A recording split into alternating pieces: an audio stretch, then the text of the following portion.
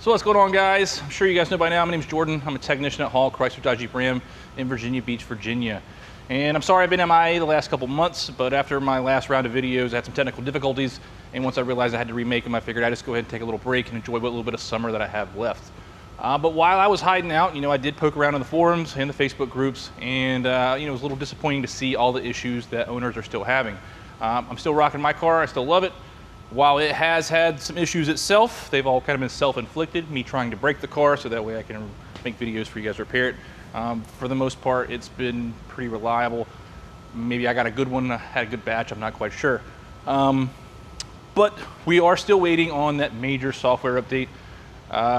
There's been kind of hints that it was going to come out in July, then we were told August. Here we are at the end of September, and that big powertrain update just hasn't rolled out yet.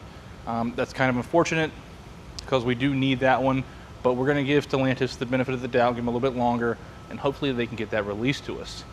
So while I was poking around, I've seen multiple people have multiple different kinds of issues. Mopar Insiders, Rob, he finally got his car to brick on him. I kind of talked to him, walked him through what I thought was going on, and try and help him out, but unfortunately he had to have it towed to his dealership. But in the time that I was out, Stellantis did release quite the plethora of TSBs and STAR cases, and I have a bunch of them for you here. So I have 5 TSBs and 5 STAR cases. So while the big update isn't out yet, we do have lots of little things that could possibly make the car, more livable.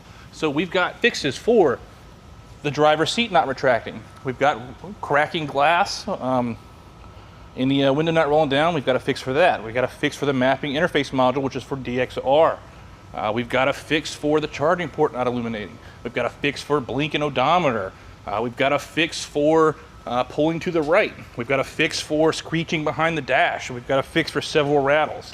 And so what I'm gonna do, if you guys bear with me, because we're gonna get back in this, I'm gonna come through and I'm gonna perform each one of these TSBs for you, so you can see that there is a fix. So some of these things might resolve some of the drivability concerns.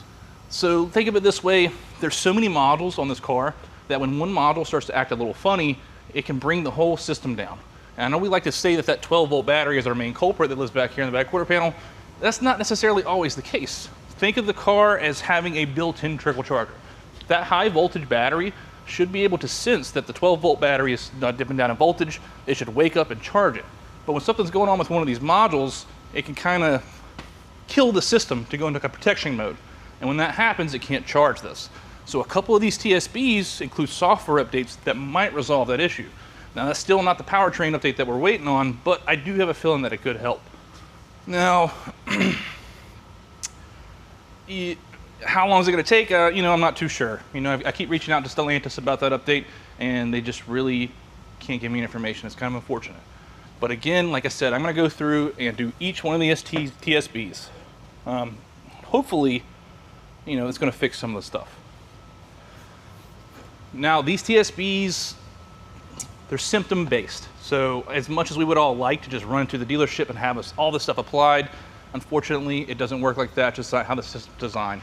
So when I do these, and I show you guys these TSBs, I don't want you to weaponize them against your dealership. And what I mean by that is, please don't show up with a stack of stuff in your passenger seat. I can say firsthand, as someone who loves Wranglers, one of the worst things to see is when one of these things come in and someone has a stack of papers that they found on the forum sitting in the passenger seat, kind of like an armchair diagnostic. But what it is for you is to help get the ball rolling. You're gonna know that there's a fix available if you have one of these concerns. Say that the window keeps getting stuck up or down or not working, or the seat retracting. That's one's pretty common right now. But it's gonna be able to help you know that there is a software update.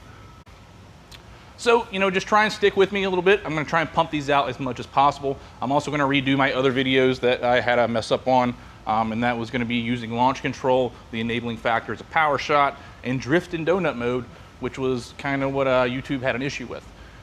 So yeah, again, stay with me. I'm gonna keep pumping these out.